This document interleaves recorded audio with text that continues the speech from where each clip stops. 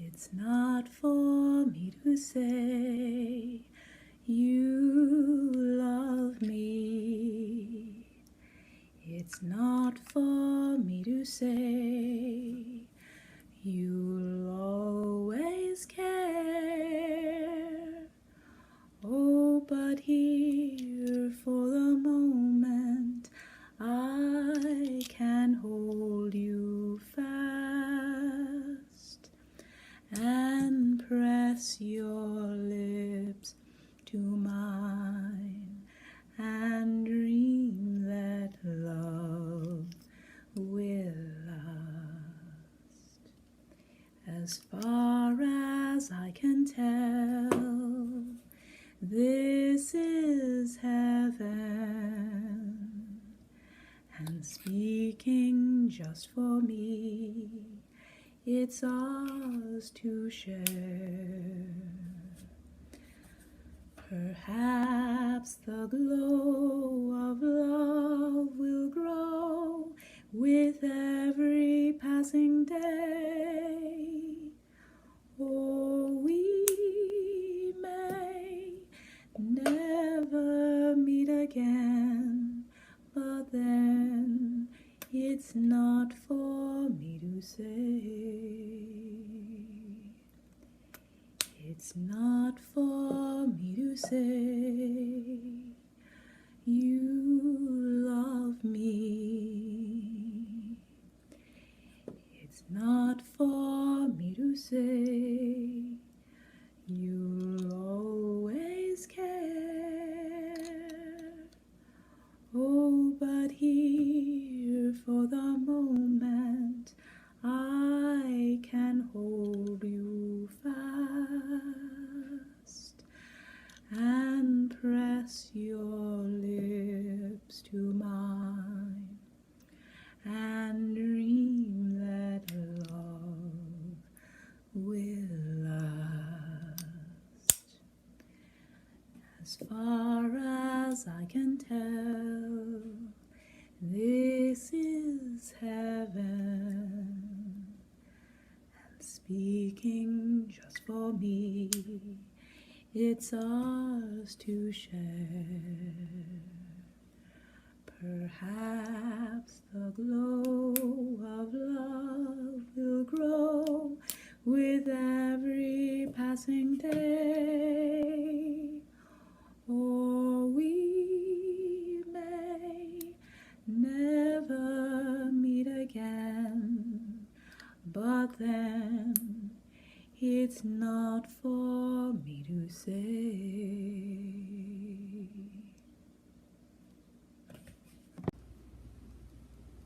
Hi pen friends, this is another one of my upcycled cigar boxes from John on Etsy. You can find his store under, if you search Firebird Box Studio, one word, and it's a really beautiful box.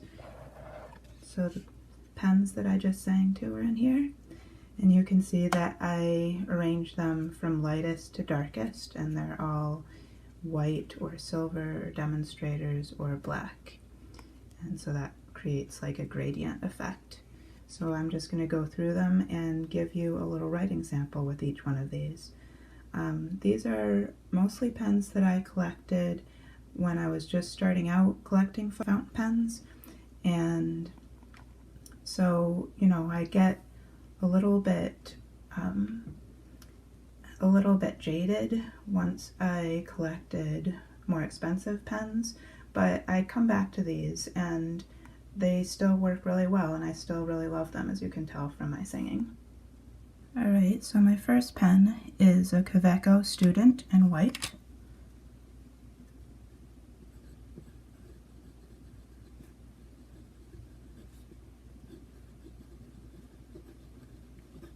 This has a very smooth nib, and it's easily exchanged with other Kaweco nibs that can fit this. It just screws out. And I believe I have Robert Foster Peppermint in this right now. And this is a fine I'm just going to change that into an F for fine. My next pen is a Kustoms Ink. It's got a polished aluminum body.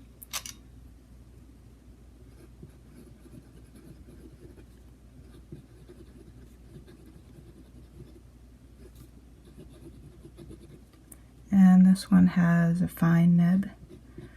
I got mine when they started making them, and I think they changed the nibs after a while, so mine might look different than the ones they have now. And this is Pelican, Edelstein, Tanzanite.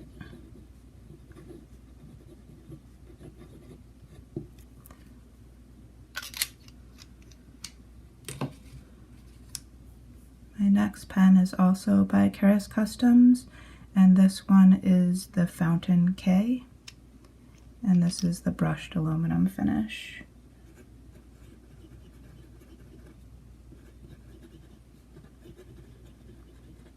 By the way, I'm writing on Tomoe River paper.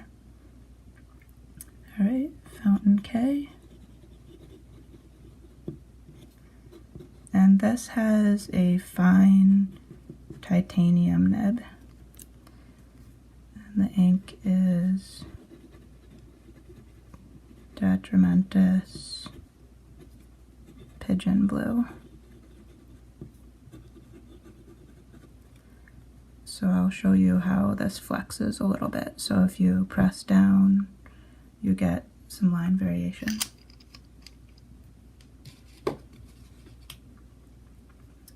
Now this is a Diplomat Aero in matte silver.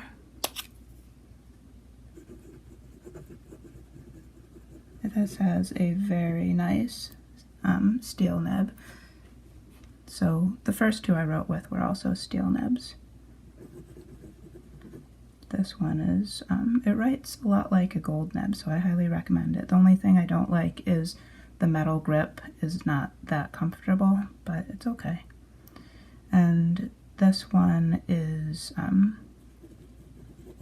matte silver, and the nib is a fine. I much prefer the medium nibs, but to counteract the fineness of this nib, I have an ink that spreads a little bit. This is Noodler's 54th Massachusetts, so that makes the line come out more like a medium. But if I used a different ink with this, the line would be a little bit finer. And I don't know, the nib just feels a little sharper with the fine than the medium. The next one I'm sure you're all familiar with. This is a Pilot Metropolitan.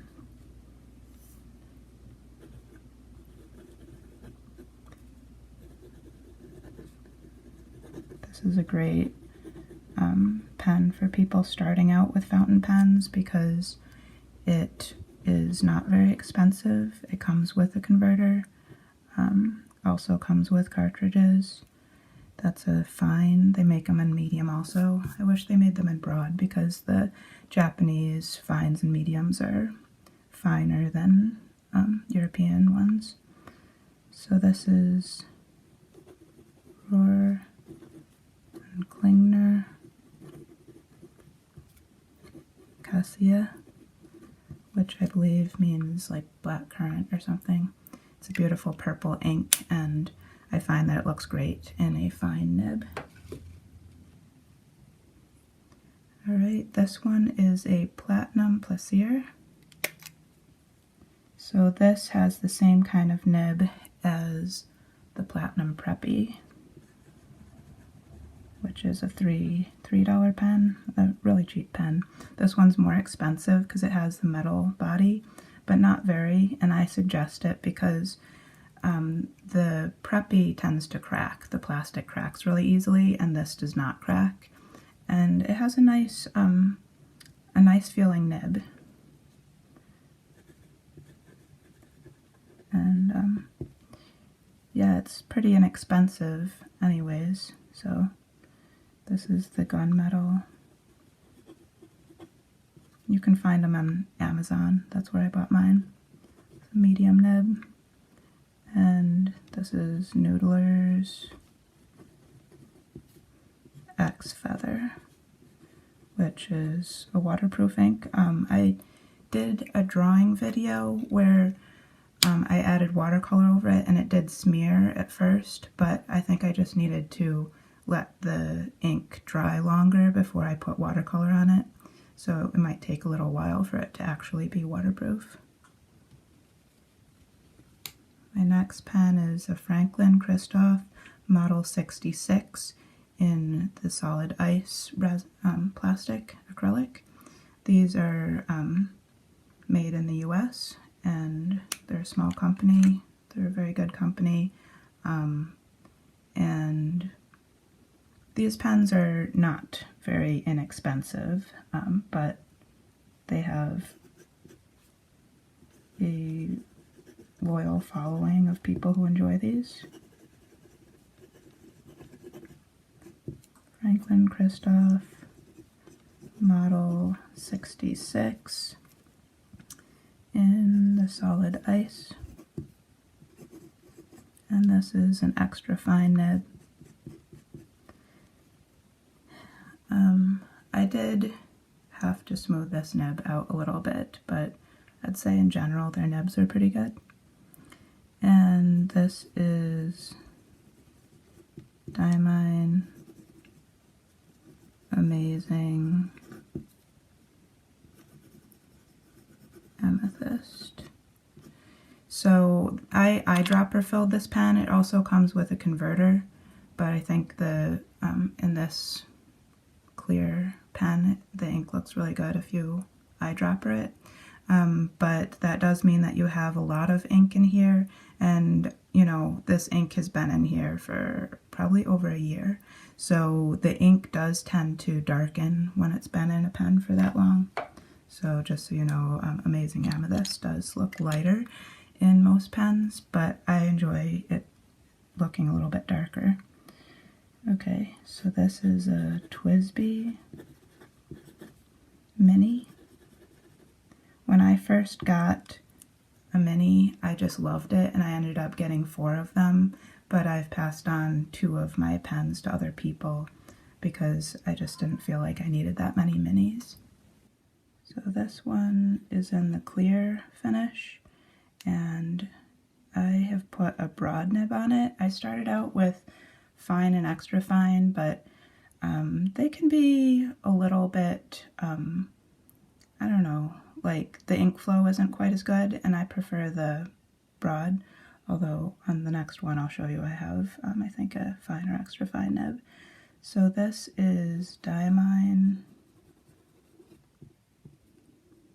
Oxblood, and the TWSBI Minis are a pocket pen, but they the cap screws onto the back, making it a very secure, normal length pen. And it has some nice facets on the plastic that make it have a nice shine. So this one is the same model pen but in black. And on this one I have a fine nib. So I find that the TWSBI nibs vary in quality. But these ones are really easy to change the nib on. They sell this part of the pen separately if you want to buy it, like on Amazon. So the whole section just twists off and you can put a new nib on really easily.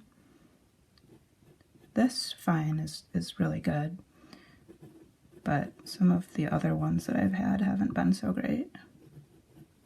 This is Private Reserve Tanzanite, which is quite a different color from the Pelican Tanzanite. It's more of a purple, more of a brighter purpley blue, or bluey purple.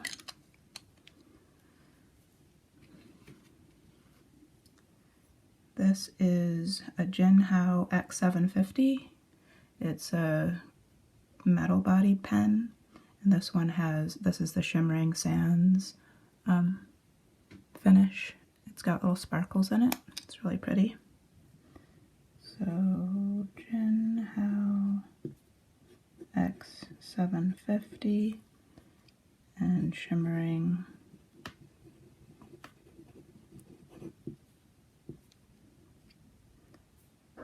sands, and I replaced the nib on it, so I put a Goulet nib from Goulet Pen Company.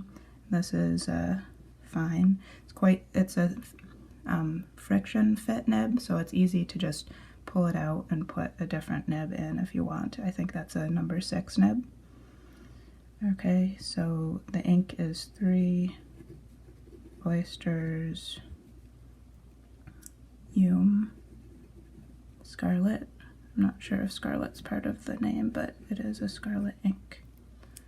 And I like that for a red. I don't usually write with red, but that one's a pretty good one. And here's another Pilot Metropolitan. This one I have a medium nib in. Pilot Metropolitan. These, they write really well. I think it's a really good value pen. This one is black. Some of the models have patterns in this area, which is like a different material. This is metal and then this part is plastic. But I prefer the ones that are just one color.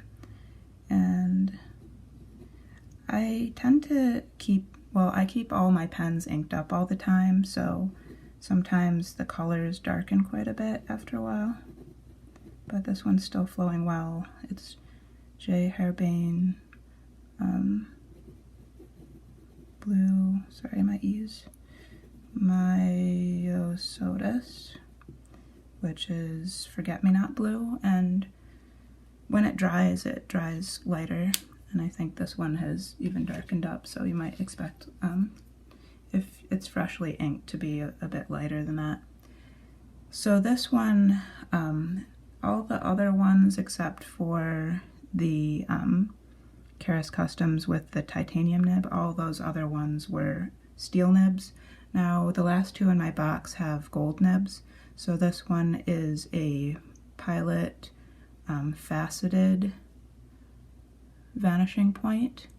This is a pretty old pen, and this one is in the stealth finish, which is all black. And yeah, it's thinner than the Vanishing Points these days, and I think it's a really nice look. So this one has a gold nib, and I have it in broad. And I forget, I think the ones now are made with 18 karat gold nibs, and this one that's older has a 14 karat that's not available anymore.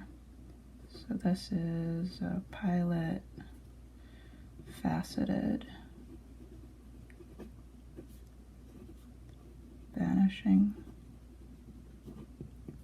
Point in broad. I forgot to say this is called the Stealth. And the ink is Pelican, Edelstein, Tanzanite. And this has a nice bouncy feeling. That's why I tend to prefer gold nibs, because they tend to have more of a bounce to them. And this is retractable, so it's pretty handy. And my last pen is a classic pen. It's been around for a long time, and it's I actually got this one pretty recently. I tend to go for, my expensive pens tend to have a showier look. Like, I love the celluloids with patterns, and this is a pretty simple look. But I'd heard a lot of really good things about it, and I'm glad that I tried it out because it does feel wonderful. It's made out of macrolon, like a brushed macrolon that feels really nice. And the clip is spring hinged. This is the Lamy 2000 in black.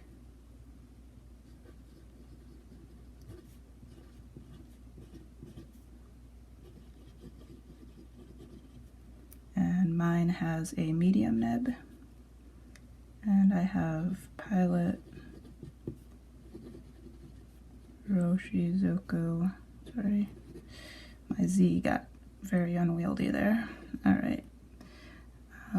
Shin Ryoko Ink, which is a pretty green. And it's just a very smooth, pleasant nib. Alright, so I think that'll do it for today. I hope you enjoyed the singing and the writing sample. Bye, pen friends! You kissed a fountain pen.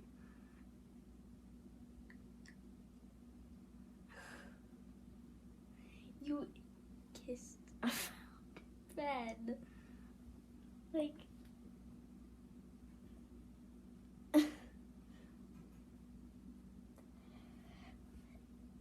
It was really weird, and